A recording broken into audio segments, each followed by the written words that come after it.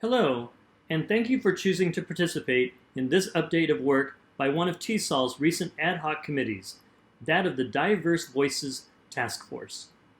In March 2019, at TESOL's annual convention in Atlanta, a teaching tip session included a presentation about offensive language in the classroom, a topic which many teachers struggle with and which the proposal reviewers felt would be appropriate. The language within the presentation was frank, and it included outwardly strong language instead of euphemisms. While such presentations may be appropriate under numerous academic conditions, including those in conference venues, this particular presentation occurred in the Convention Center Publishers area, complete with microphones and people freely walking by. Of note was use of rap music lyrics, including fully uttered examples of the N-word, which many passers-by, many of whom were local colleagues of African descent, easily noticed. The context of the presentation was not immediately apparent to the colleagues. For many, a white woman was openly using the N-word freely in a public forum. Of course, TESOL's leadership heard of this almost immediately. A follow-up meeting the Friday of the convention with then-incoming TESOL President Deborah Healy, TESOL senior staff, and 8 African-American TESOLers, including several from Georgia TESOL, brought out more fundamental issues. These included diversity and inclusion in the adjudication process and broader representation at the convention and in various levels of TESOL leadership. In order to deal with these issues head-on, TESOL's leadership created the Diverse Voices Task Force. The task force was charged with the following: researching and reporting on ways that peer associations address diversity and inclusion and diversify their leadership, developing recommendations on how we can build a culture of inclusion across the association, identifying possible mechanisms the association can employ to develop diverse leaders for the benefit of the field and profession, and developing a vision statement on diversity and inclusion for the association. Within this vision statement, we asked 2 subsidiary questions. What does diversity and inclusion mean for TESOL International Association? And what are the different dimensions of diversity within the association? At the heart of the charge was a keen notion of developing recommendations with respect to how TESOL International Association can cultivate diverse leadership at all levels within the organization. In response to the charge to research and report on ways that peer associations address diversity and inclusion and diversify their leadership, the Diverse Voices Task Force conducted a systematic review of peer organizations. The task force identified and researched 5 peer organizations: the American Association for Applied Linguistics, the International Literacy Association, the Literacy Research Association, the National Council of Teachers of English, and the National Education Association. For these organizations, the task force reviewed the following artifacts: mission statements and strategic plans, leadership and governance documents, conference programs, themes, plenaries, awards and recognitions, initiatives, and statements on diversity, inclusion, and anti-discrimination.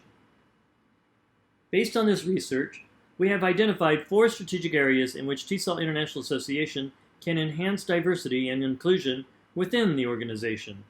First, there's the strategic plan. Here, we look toward providing clear definitions for diversity and inclusion, developing strategic initiatives around diversity and inclusion, including SMART goals and implementation plan for each initiative, and providing a timeline for monitoring progress. Next, there's leadership. We believe that the nominating committee should consider expanding leadership opportunities for members from historically marginalized and underrepresented ethno-racial groups who are interested in leadership positions, and that the Awards Professional Council should consider conducting a program audit on the Leadership Mentoring Program, specifically to evaluate the success of that program. We address membership. We're thinking that the Membership and Strategic Communications Office should consider assisting in the promotion of communities of practice within the organization that have been historically marginalized in education and academia, and assigning a professional council or standing committee, or creating positions committed to monitoring ethno-racial diversity and inclusion within the organization. We include reference to mechanisms, and by this, we mean namely those procedures necessary for reporting discrimination and perceived inequities. And finally, a promotion of academic and social justice principles at the same time. To this end, we look to being sure we're clear on definitions of the terms diversity and inclusion.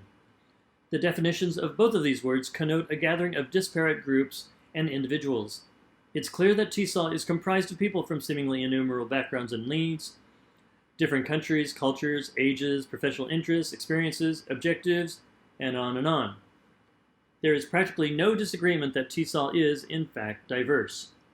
However, TESOL is not always inclusive. Our idea of inclusion very closely parallels the dictionary definition. While TESOL does not actively exclude anyone, it passively continues to marginalize historically excluded groups. If TESOL is to be an association that is representative of its membership, then diversity is not a sufficient characteristic.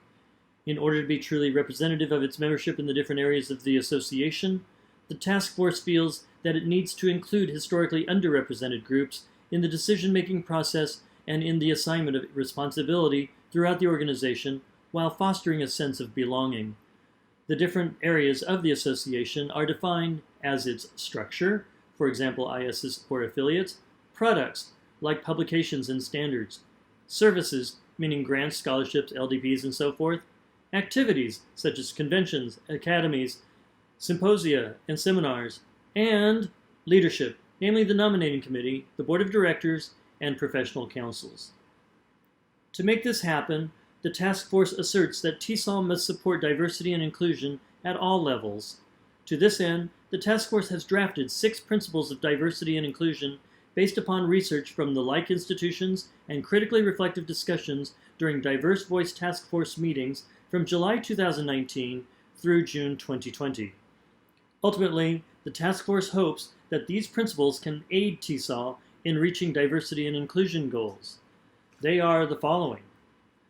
We will actively identify and challenge when we see individual or systemic acts of racism and other forms of discrimination and bigotry. These acts may be in educational institutions and within our profession. We will react to individual acts of racism, discrimination, and bigotry. We will challenge and work to dismantle systemic acts of racism, discrimination, and bigotry through external communications and publications. We will actively seek out and include the voices of non-white, marginalized, and underrepresented teacher scholars, administrators, and graduate students at all levels of the association. We will establish requirements for TESOL councils, committees, and board of directors, as well as TESOL office staff to engage in diversity and/or anti-racism training. Each TESOL entity will include policy statements regarding the value of inclusion and diversity as it relates to their roles. Annual reports from every TESOL entity will include progress toward inclusivity and anti-racist projects. We will create opportunities at association events and in professional development for alternative format presentations to include native speakers of other languages and world Englishes. We will support innovation and approaches to increase membership of historically underrepresented and marginalized peoples from around the globe. We will seek connections among different groups by fostering a climate of intergroup dialogue. As TESOL International Association reflects on its commitment to nurture a diverse and inclusive culture, such commitment will require the revision of the strategic plan to include a strategic action plan. This transformational change will allow the priorities of the association to be evidenced by the action of increased accountability.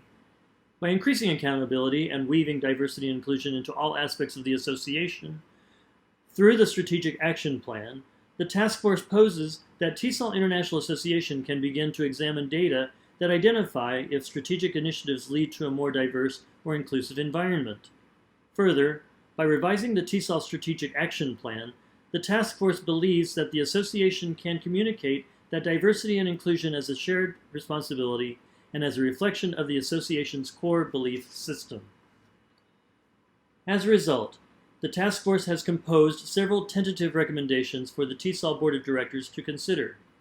These include investing in an equity and inclusion audit, developing strategies and initiatives with regard to diversity and inclusion, assigning an oversight committee to ensure implementation of initiatives, conducting audits of the Leadership Mentoring Program, providing outreach to minority-serving institutions, promoting communities of practice, and eliciting demographic information from the membership. Now, the fact-finding, the establishing of diversity and inclusion definitions, and the contemplation of recommendations are only preliminary steps in answering the charge. We still have the most important step in the process remaining. That is, asking you what you think. As such, we've created a survey, which is to be sent to the membership and responded to.